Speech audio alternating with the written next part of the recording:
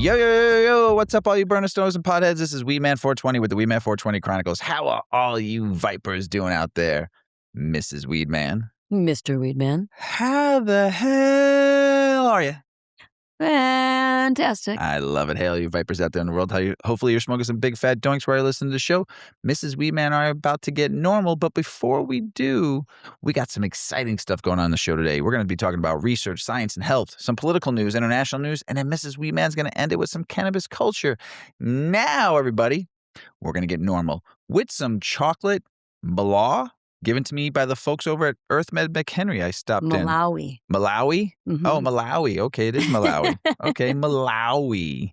Given to me by the kind folks over at EarthMed McHenry. I'd like to thank the staff and Veronica, the manager there, for throwing to the cause for this episode. We appreciate you. So chocolate Malawi is a slightly indica-dominant hybrid strain created through crossing the delicious chocolate hashberry and heirloom Malawi strains, a tasted bud with even more delicious high. Chocolate Malawi is one hybrid that you'll find yourself reaching for again and again.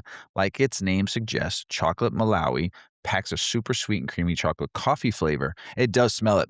Pick up that, light that up, and before you light it, though, smell it. No? Oh, man. It had coffee and chocolate flavors with hints of flowery herbs and fresh fruits. The aroma is very similar with an earthy herbal overtone, accented by spicy hash, freshly brewed black coffee, and spicy flowers. All Mrs. I can smell chocolate. All Mrs. Weedman's favorite stuff. Coffee, chocolate, spicy, fruity undertones. This is like Mrs. Weedman's like she wants to eat it, not smoke it. So the chocolate Malawi high will settle and slowly beginning with warming waves in the brain before setting into the body. You'll feel a slow build of euphoria creep into your brain, gently easing away any negative moods or racing thoughts and replacing them with a sense of heady, happy bliss. A relaxing body high finishes everything out, soothing your entire body and helping you feel fully at ease without affecting your energy levels too much. With these effects, got a good THC level, average between 16 and 28%. The chocolate Malawi is often said to be perfect for treating a variety of conditions such as chronic stress, anxiety, depression, chronic pain, and mood swings. And I'd like to thank the folks over at EarthMed McHenry. I stopped in the other day to say hi and just to check out the store, and they were gracious enough to throw the Weedman chocolate Malawi. Mrs. Weedman, while I'm going to take that joint away from you, you're going to tell us a little bit about 8decades.com. Yes. Head on over to 8decades.com. That is EIGHT, decades.com. And there you will find our cannabis lifestyle brand. If you're watching us on YouTube, you'll see everything on display here, but we created some really great pieces for your collection, and we'd love for you to stop by and shop our site. If it's your first time visiting our site, you will get free shipping if you sign up for our newsletter. And you'll also be able to read more about me and Mr. Weedman and why we are doing what we're doing here with the podcast and 8 Decades. And you can also get some great swag for the podcast. We've got great t-shirts and tote bags, hats, pins, stickers, all sorts of good things. So check us out, 8decades.com. Yeah, and like we always say, if you support 8decades.com, we could pay our producer, Shoddy. We love her. All right, Mr. Weedman. Weedman. Some funny shit. You and I, the last few weeks, been noticing these small little looking logs, tiny. Like they look like a Tootsie Roll. Yes, a little bit bigger. Like the bigger Tootsie Rolls. Maybe like. Yeah. Yeah. No, they're just like the fat Tootsie Rolls. Yes. But you know how they have like the big long one that has 2 in there? It's not like that. No? No. Just a straight Tootsie Roll? Just a regular fat Tootsie Roll. Regular fat Tootsie Roll. We've been finding them around the I know my candy sizes. You do know your candy size. We've been finding them around the property, around the house, the driveway. On the pavement. Pavement, yes. And I'm like, I kicked one day and it just went into the grass. I'm like, Mrs. Weedman and I were outside on, Sunday or Saturday? We were doing the lawn. And I'm like, what are these fucking poops? Little things on the ground? Like what animal? This has got to be poop. Mm-hmm. And who's laying these poops? Too big for a chipmunk because we have tons of chipmunks. Too big for mouse poops and rat poops. Definitely not either one of those. Rabbit and deer poop are totally different. They're circles, little pellets, right? We have sandhill cranes on the property, and those like just splash bird poop. Same thing with turkeys are chunky. We've seen a lot of poop. We have coyote. They look like dog poop. We have cats walking around the property. All different types of birds. It is just there's possums. This is one poop. This is just couldn't figure it out. So I'm like, what the hell is this? So I said, let me take a picture of it and see what Google says. Right? It's a fucking frog poop. We do have frogs on the property. Have a shit ton of frogs. And I'm like, there's no way this is a frog poop. So I Googled it, and all of a sudden a frog pops up with the poop coming out of his butt. And it looks just like what's on our driveway. Fucking frog poop. Looks like a little log, little fucking... It's a big poop for a little guy. And so we have like a light that we put on over the driveway, like most people do at nighttime. And so there's this opportunist frog who comes up from the pond and hangs out in our driveway every night so he could eat the bugs by the light. I mean, he's pretty smart. Nobody else has figured it out. So he's the guy pooping all over. He's eating a lot of bugs. Yeah. Now explain what you saw. So then today I saw one and I'm like, oh, it's the poop. So I went and got one of Yuki's poop bags, and I went over to pick it up, and it literally just like disintegrated in my hand, and it was all beetle shells. That frog's eating good. Yeah, he's eating good. Yeah, he's getting all the bugs. Real good. I mean, I'm not saying there's hundreds of them. No. But they're little landmines. And they're unusual. Like, we've never seen. I've seen frogs my whole life. It's like this. We've had a lot of poop discussions now. Very much poop discussions. Yeah. But frog poop is little. I mean, look it up. Type in frog poop, and you're going to be like, no fucking way. Yes. Way. Yes, way. There's frog poop. And it looks like that. A turd. Oh, man. Frog poop. It's a dookie loaf. Dookie loaf. Dookie loaf. Dookie loaf. My brother Bigfoot Dookie loaf. has created a song called Dookie Loaf. Dookie loaf. Dookie loaf. And a dance to go with it, too. Something crazy for the home team here in Chicago and Illinois. If you ever get bored, though, right, Mr. Weedman, here's something you can do if you want to break a world record, okay? I think you might be able to do it, all right? Okay. So I bet I might be able to beat this world record. So instead of laughing, everyone starts, let's put it this way. A 25-year-old Chicago man decided that normal walking wasn't challenging enough. Instead, he squeezed a balloon between his knees and sprinted 10 meters in an attempt to earn a Guinness World Record. Oh. Yep. Not basketball, not football. In his legs. A balloon. A balloon. Yes. Now, here's the crazy part. The previous record was 3.91 seconds, set by a Swedish TV host. This Chicago speedster clocked in an unofficial 3.5 seconds, beating the old mark by nearly half. That's moving faster than most people head to the fridge after realizing they forgot their munchies. So, Guinness Book of World Record has to make it official. They got to watch the footage. For now, he's living in that I think I got it stage kind of thing. So I was watching the video of this guy with the balloon. But you can't drop it and you can't break it. So, right? so your friends call. So say one of your friends called you, Mrs. Weedman, and said, "Hey, what'd you do this weekend?" Yeah. I became the fastest balloon walker, runner, sprinter on Earth. I think there's probably some world record that most people could surpass. Maybe. It's just a matter of taking the time to do it. Do you think you can go 10 meters? How far is 10 meters? I don't know. You don't know? Let me see. Far? Yes. No, it's probably like 10 meters? Yeah. I don't know. How is it far like 80 feet? Is 10 meters? 100 yards? 10 meters? In feet. It's 32 feet. That's all he did was run 32 feet. With a balloon between his legs. Come on, Guinness World Record for that.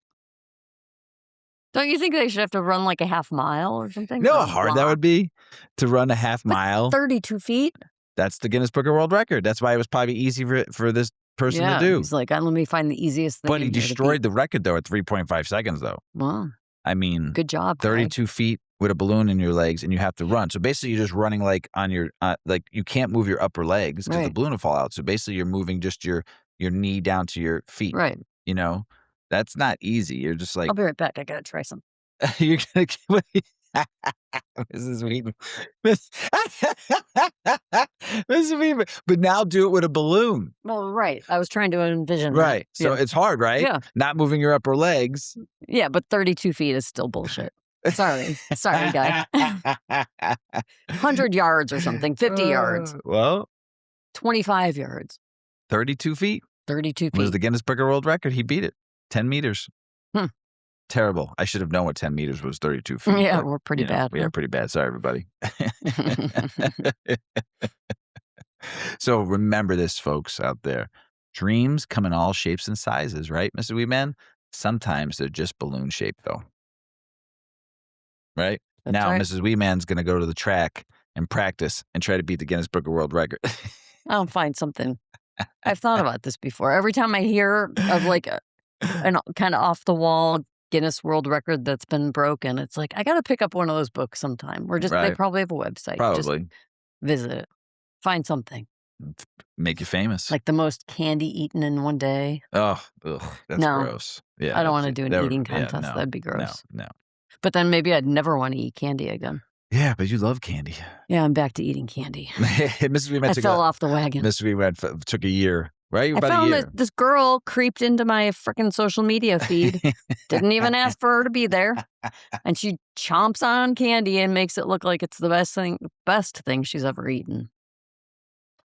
So I was like, why am I doing this to myself? And guess what? Back to eating candy. Back in eating candy again. What's been the one candy that you've really enjoyed having again? Besides, what's the one you like, the black licorice one? Oh my God, Good and Plenty. Oh my God, you've eaten like 32 boxes since Christmas. Yes, don't even deny it. Not that many. 32. No, like if there's one box a week. And it's been how many weeks since Christmas? It's halfway through the year.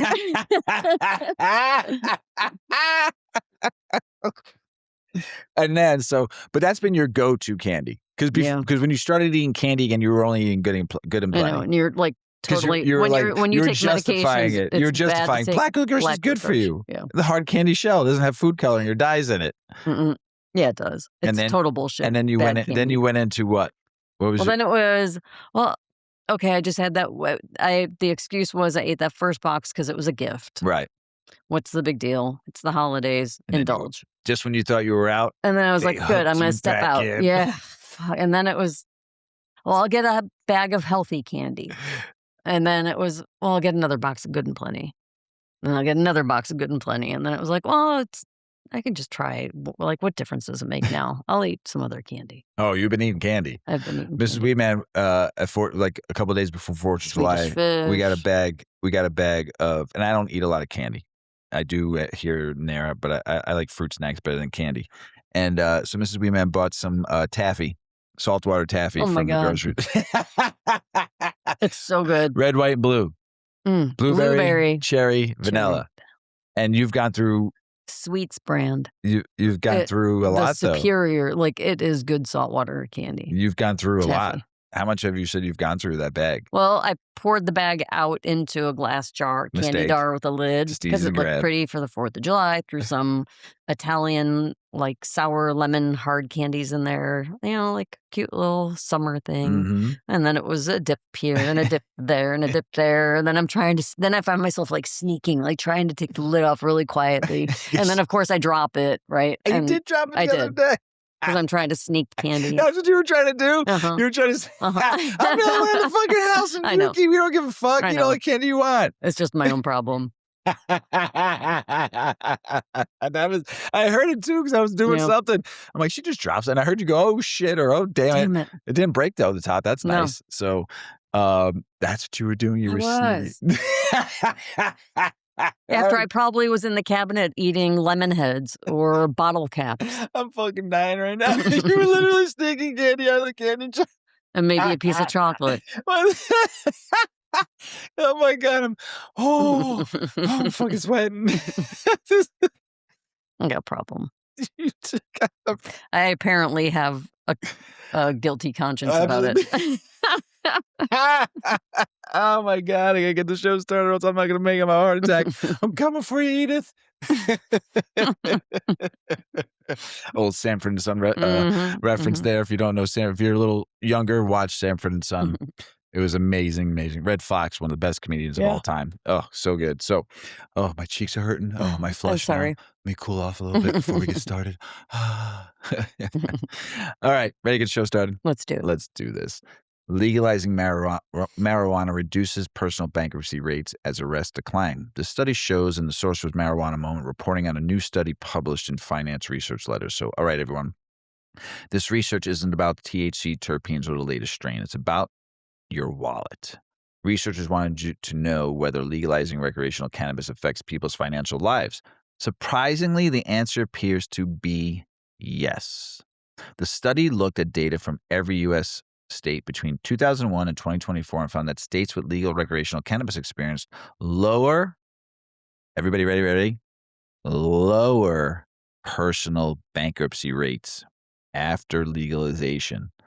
On average, researchers estimated about 38 fewer bankruptcy filings per 100,000 people each year, which works out to roughly a 12% decrease compared to before legalization. Do you want to know why?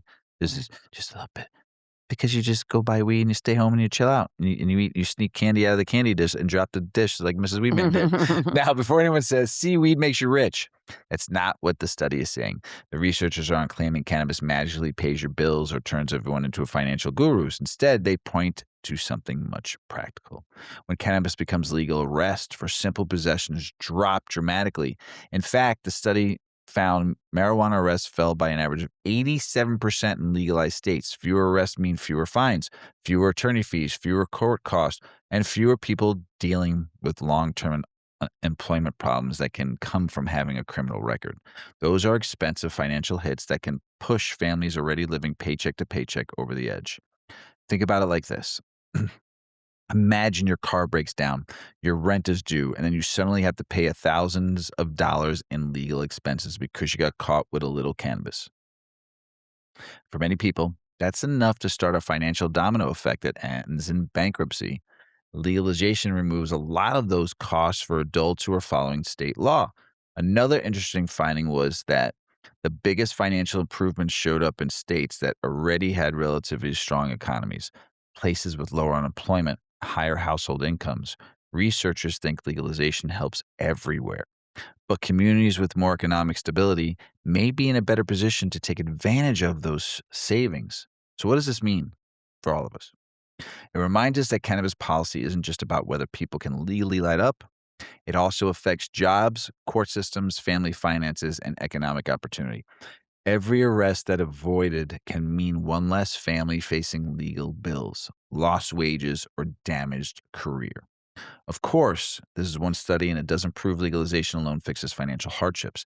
Bankruptcy happens for many reasons. Medical bills, housing costs, job loss, debt all play major roles. But this research adds another piece to the conversation by suggesting that ending cannabis prohibition may reduce one source of financial stress for many Americans. So next time someone says cannabis legalization is only about getting high, you could tell them the conversation is much, much bigger than that. Sometimes the biggest benefit isn't what's in the jar, it's what stays in your bank account. Now that's some food for thought, everybody, and maybe enough left over to go grab yourself a pizza. Pretty good. That's good. Cannabis, another win. Another win. Yay, cannabis. Ms. Weedman, tell us why medical marijuana is effective in providing relief to patients with restless leg syndrome, this study shows. Yes. And I will tell you, as someone who has never been diagnosed with it, because I don't even bother telling doctors about it, but I've dealt with this before there was a name for it. Me and my mom, oh my God, as a kid, just being at home when I'd be tired at night and my legs were twitching, or like if you had shoes on and you couldn't wait to take the shoes off because for me, it was like I couldn't get enough pressure on the arch of my foot to stop my legs from feeling like, literally I would always say, I want to take my arms and legs off at night and just put my torso to bed. What if you have an itch on your butt and you took your arms off? It didn't. What would you do? It's just such like this sensation of, shush, Mr. Weedman. Mr. Weedman.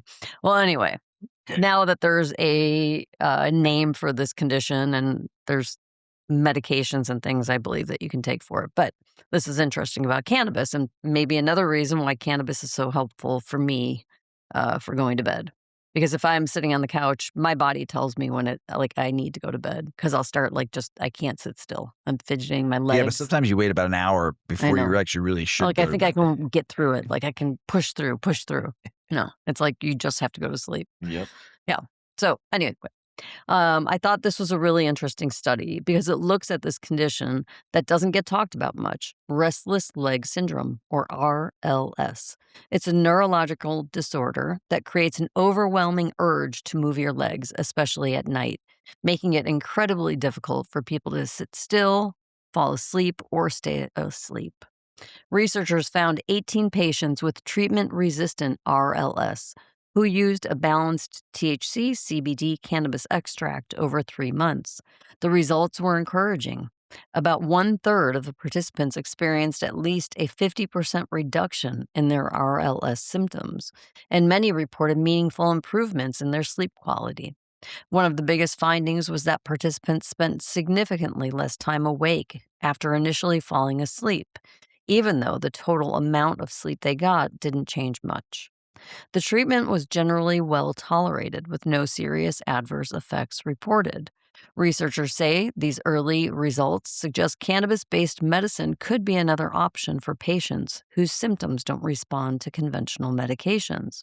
However, they also stress that this was a small pilot study, so much larger clinical trials are still needed before cannabis can be considered as a standard treatment. To me, this is another example of where cannabis research is starting to catch up with what many patients experience. It's not proof that cannabis works for everyone with restless leg syndrome, but it's another piece of evidence suggesting that cannabinoids may have real therapeutic potential for improving both symptoms and sleep. There you go. There you go. Nice. Yeah. Cannabis use in older adults not linked to faster cognitive decline or dementia source. Side post reporting on a study published in the BMJ Mental Health. This one is for all the seasoned smokers out there who have heard someone say, if you keep smoking, you're going to forget your name. Well, new research suggests the story may be a little more complicated than that. Researchers from the University of Oxford and other institutions wanted to answer a question that's becoming more important every year. Does cannabis use speed up cognitive decline or increase the risk of dementia as people age? To find out, they looked at data for thousands of older adults and combined traditional observational research with something called Mendelian randomization. It sounds like a spell from Harry Potter with the wand, but it's actually a genetic research method that helps scientists separate correlation from causation. In other words, it gives researchers a strong way to ask, did cannabis actually cause this? Instead of noticing two things happen altogether. It's basically like the wand. What is it? Engardio Levioso or Leviosa.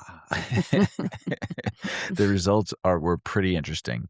The researchers found no evidence that prior to occasional cannabis use was associated with faster cognitive decline or higher risk of developing dementia. They also found no evidence that people with poor cognitive function were simply more likely to use cannabis, helping rule out the idea that the relationship works in reverse. Now, let's pump the brakes a little bit before anyone lights up and declares cannabis a brain vitamin. The study doesn't say cannabis prevents dementia, and it doesn't prove that heavy, long-term, high-potency cannabis use is completely harmless. The researchers were carefully to point out that they need more studies looking at dosage, frequency, product type, and longer follow-up periods. Those details matter because not everyone consumes cannabis the same way. What this study that really does is challenge a belief that's been repeated for decades, that simply using cannabis means you're destined for rapid memory loss as you get older. Instead, the evidence suggests that occasionally or previous cannabis use by older adults doesn't appear to substantially affect normal cognitive aging. That's an important distinction because aging itself brings changes in memory and thinking, and scientists want to know what comes from aging versus what comes from lifestyle choices. So what does this mean for everybody?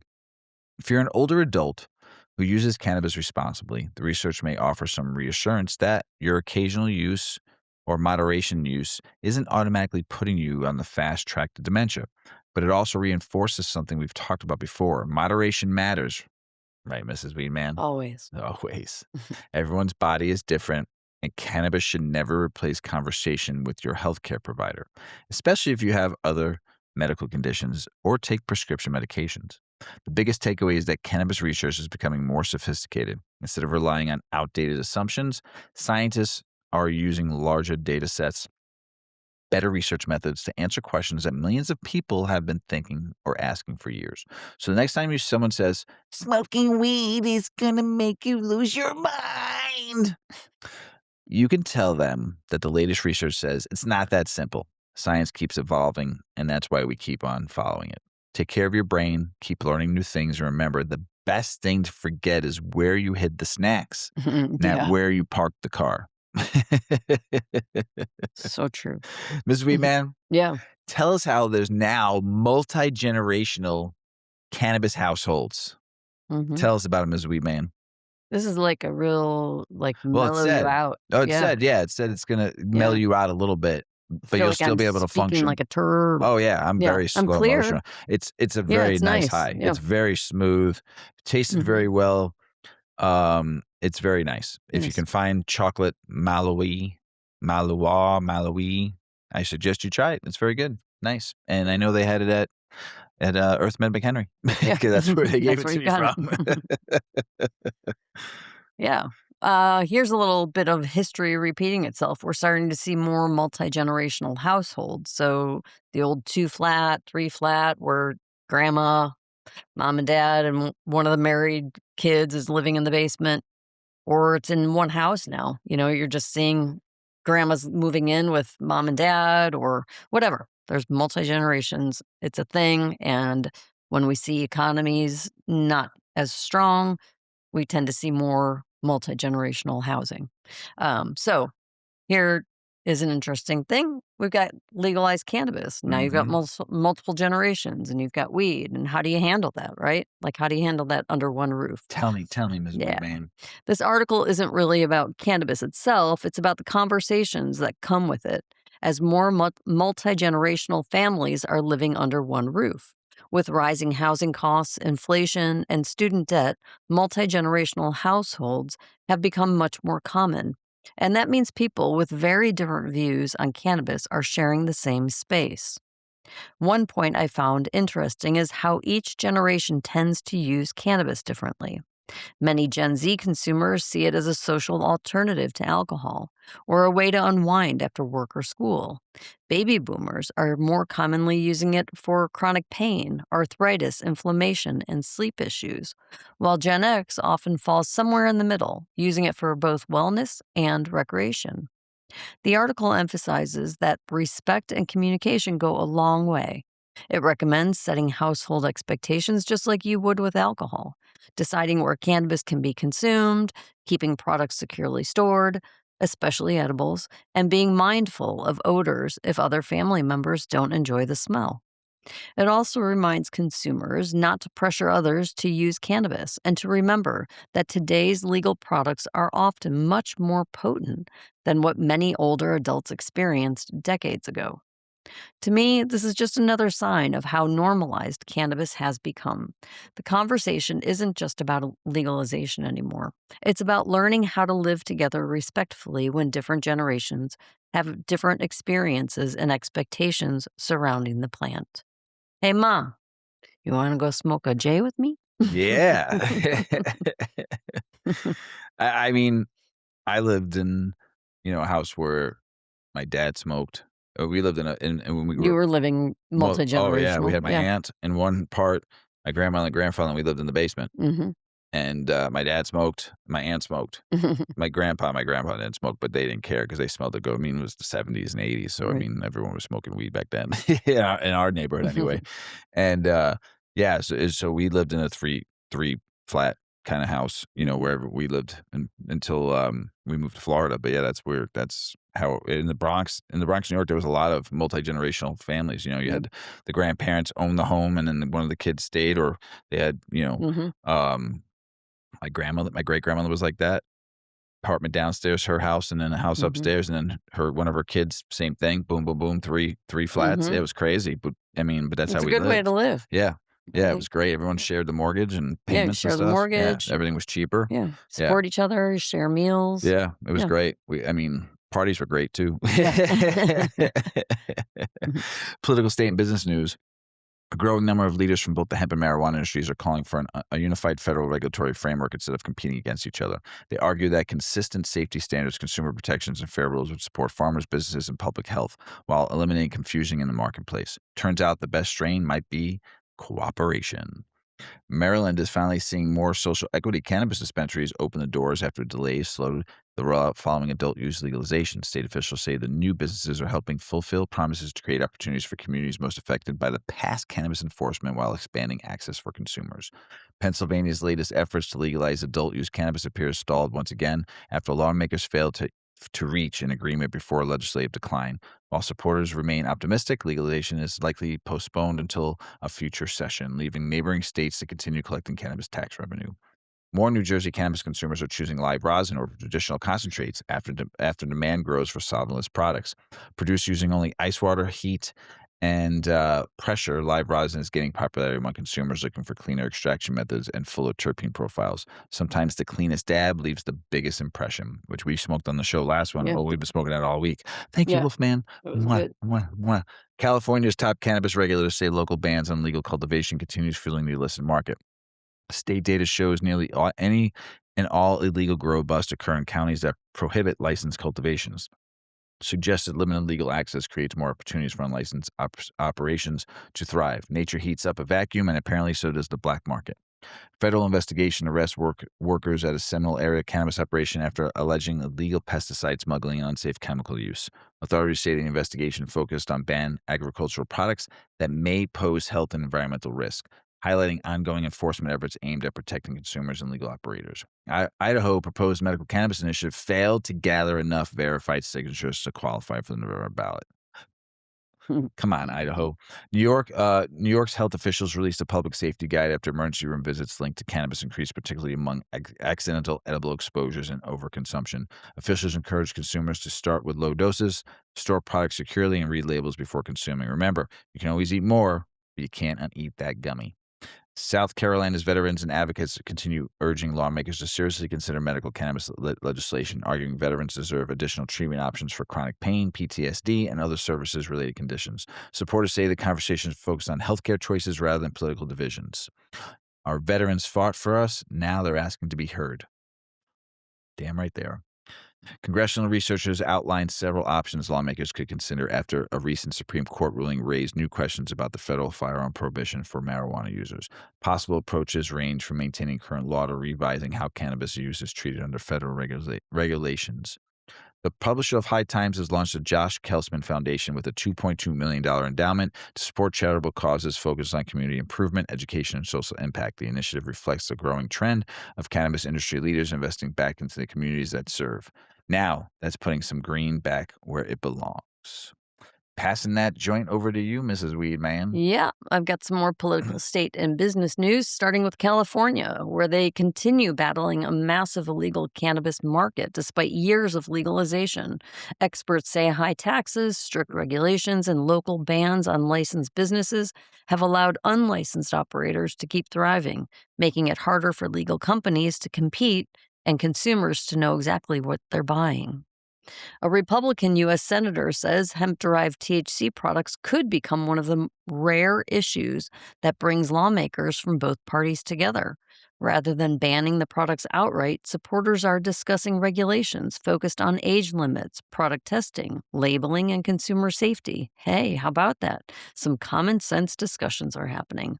Let's hope they work. Florida, the hemp businesses are saying uncertainty over a proposed federal hemp ban is already affecting sales, investments, and hiring decisions.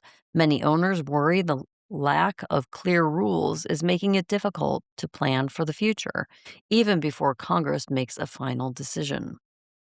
An Alabama dog is back home after rescuers completed a mountain recovery when the pup became disoriented after apparently ingesting cannabis. Thankfully, the dog recovered, but the incident serves as another reminder that cannabis products should always be stored safely away from your curious pets. Georgia's new medical cannabis law removes several barriers for registered patients, making it easier to qualify and gain access to treatment. Supporters say the changes should help more residents receive physician approved cannabis products without navigating as many unnecessary hurdles. After all, healthcare should help people feel better, not make them jump through hoops. Senate Democrats introduced new legislation that would completely remove marijuana from the Federal Controlled Substances Act. Whoop, whoop. The proposal goes further than rescheduling by ending federal prohibition altogether. Amazing. Of course, it still faces significant hurdles before becoming a law, but boy, would that be amazing. That's what we all want. Anti-cannabis organizations are asking a federal court to prevent marijuana companies from joining the legal fight over federal rescheduling. They argue businesses shouldn't participate in defending the process, while industry groups say they deserve a voice in the decision that directly affects them. What do you think? Patients, consumers, or business owners? Who should they listen to? I say a little bit from all of them. Investigators report that some Chinese immigrants were trafficked into working on illegal cannabis farms in New Mexico under exploitative conditions. Authorities say the case highlights ongoing concerns about human trafficking and labor abuse tied to part of the illicit cannabis market. Free the plant. Another reason if they legalize it, there won't be a black market, right? Well, it'll struggle. Yeah, I think so. And then we wouldn't have to worry about trafficking people to grow weed. The Texas Hemp Business Council is urging lawmakers. I know it's not that simple, but the Texas Hemp Business Council is urging lawmakers to regulate THC hemp products instead of banning them outright. Industry leaders say sensible rules, testing requirements, and age restrictions would better protect consumers while allowing responsible businesses to continue operating. A Boston licensing board ruled that a downtown bar may post signs asking customers not to smoke cannabis outside its entrance after neighboring businesses raised concerns. The decision aims to reduce complaints while balancing the rights of legal cannabis consumers. That's it for my news, Mr. Weedman. It's back over to you. Thanks, Ms. Weedman. Delaware officials approved updates to the state's adult use cannabis law, providing clearer licensing rules, regulatory oversight, and a guidance for businesses preparing to enter the legal market. State leaders say the changes will help create a more organized rollout while giving entrepreneurs and consumers greater confidence in the system. A good map makes for a much smoother trip. Nashville police say a teenager led officers on a chase reaching nearly 100 miles per hour before allegedly tossing bags of marijuana onto rooftops along the route. Officers later recovered the discarded cannabis and arrested a suspect without serious injuries being reported. Pro tip, rooftops are for Santa, not stash spots, Mrs. Weedman. The federal marijuana rescheduling hearing has officially wrapped up, and the DA administrative law judge outlined the next procedural steps before issuing a recommendation. The process isn't finished yet, but it's another milestone in a long-running effort to reconsider cannabis under federal law. The wheels are still turning, just at government speed. The U.S. military is reminding service members that even if marijuana is federally rescheduled, cannabis use will remain prohibited under military policy. Officials say readiness, discipline, and existing Department of Defense regulations will continue to govern service members regardless of broader federal changes. Delaware's updated cannabis regulations also provide additional clarity for licensing's timeline, compliance expectation, agency responsibilities as the state prepares its adult use market. Officials believe the refinements will reduce confusion and help businesses navigate a legal landscape more efficiency. Building the foundation first usually keeps the roof from falling in. I've said that many a times, haven't I, Ms. Weedman? Some veteran advocates are raising concerns that checking a cannabis use box on certain VA dental forms could become a part of patients' medical records without them fully understanding how the information may be used. They say clear communications and transparencies are essential for maintaining trust. A pharmaceutical company and representative from a drug testing industry argues that moving marijuana to a lower federal schedule could lead to increased cannabis misuse. Supporters of rescheduling disagree, saying scientific evidence and regulations should guide policy rather than speculations. 100%. Several states are considering proposals that would allow first responders to access cannabis or psychedelic-assisted therapies for PTSD and other jobs-related mental health conditions. Supporters say those who spend their careers protecting others deserve access to very effective treatment options available. Arkansas's Republican governor and the leading Democratic challenger agree on at least one issue. Both oppose legalizing recreational marijuana. Boo. Despite their shared position, advocates say public support for broader cannabis reform continues to grow across the state. Medical experts continue reminding consumers that cannabis isn't a cure-all, but growing research suggests it may offer relief for certain conditions when used responsibly and under medical guidance. As legalization expands, physicians are encouraging patients to have honest conversations before beginning cannabis therapy. Alabama officials will hold a public hearing to consider whether the state marijuana classifications should be updated if federal rescheduling moves forward. Decisions could shape how Alabama aligns its laws with future federal cannabis policy changes. California lawmakers continue debating cannabis policy changes as regulators balance public safety, legal business growth, and efforts to reduce the illicit market. Industry leaders say consistent rules and enforcement remains critical to helping licensed operators compete while giving consumers confidence in legal products. Growing a legal market takes more than sunshine. It takes a smart policy. And that's political state and business news, everybody. Now, Mrs. Weedman's going to read from one of my favorite journalists, Reginald Reefer, an open letter to prohibitionists from an old school stoner. Yep. I'm just giving you my summary of this article, my opinion. But we, in the past, would read I would read entire articles. But the link for this article, because he is a crafty writer. We like his writing style. I do, especially. Yeah. I like his he hammers it in. He's got some balls. I love it. Yeah. Good perspectives. Yes. So this article is written as an opinion piece, but it makes some interesting arguments about the 8 decades long war on cannabis. The author speaks from the perspective of someone who lived through Prohibition, remembering a time when people could lose their jobs, their freedom, or even their custody of their children for simply possessing cannabis. The main point made is that Prohibition never eliminated cannabis. It only created criminal markets and punished otherwise law-abiding people. The article also argues that today's cannabis movement is much different than it was decades ago. Instead of cannabis being a small counterculture, it's now made up of patients, veterans, business owners, scientists, and millions of voters who support reform. The author believes that any attempt to return to strict prohibition would face much stronger resistance because legalization has become part of mainstream society in many places. One point I appreciate is that the author acknowledges cannabis isn't risk-free. Instead of arguing for a free-for-all, they advocate for education, sensible regulation, consumer protections, and harm reduction rather than criminalization. Whether you agree with every opinion in the piece or not, it raises a broader question about whether decades of prohibition actually achieved the intended goals or simply created new problems. It serves as a reminder that the cannabis conversation has to evolve from should it exist to what's the best way to regulate it.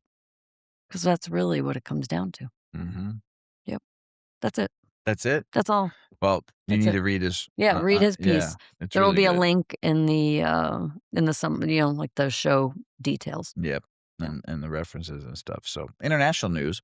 Ghana's government is weighing approval of industrial hemp production as officials explore its potential to create jobs, boost agriculture, and attract new investments. Supporters say hemp could diversify the country's economy while supplying raw materials for textiles, construction, and other industries. 6 Nations elected council has voted to repeal its cannabis control law, removing the existing regulatory framework, while leaders consider new approaches to cannabis governance. Yuki, what the heck are you doing over there, boy? She just plopped on the floor. The move reflects ongoing discussions about local authority, economic development, and how cannabis should be managed within the community. Sometimes you've got to clear the garden before planting something better. Nambia's High Court has rejected an effort to legalize cannabis, ruling against advocates seeking broader legal recognition. While supporters express disappointment, they say the decision won't end the push for future cannabis reform through legislative and public advocacy efforts. Kenya's High Court, this is terrible, and I love you, Kenya. High Court has rejected a Rastafari group's request for religious exemptions allowing cannabis use, ruling the current drug laws remain in effect. Advocates say the decision is disappointing, while supporters of reform plan to continue pressing for recognition of religious rights. Ugh, come on. Industry leaders in Canada say high federal and provincial cannabis taxes are making it harder for legal businesses to compete with illicit market. Critics argue excessive taxation discourages consumers from buying regulated products and slows the long-term growth of the legal industry. Here's another one for the Rastafarians out there getting just hosed all over the place. Barbados High Court dismissed a constitutional challenge from Rastafari advocates seeking broader protections for cannabis use as part of their religious beliefs. While the case was unsuccessful, supporters say they will continue advocating for legal reforms that recognize religious and cultural practices. Germany is ending reimbursement for most medical cannabis flower prescriptions under its public health insurance systems, shifting coverage toward more limited circumstances. Patients and advocates worry that change could increase out-of-pocket cost and reduce access for those who rely on medical cannabis treatments. And that is international news, everybody. Mrs. Weedman? Mr. Will Weedman. you pass that joint over to me? Of course. Thanks. I'm looking There to you go. smoke this J while you tell us why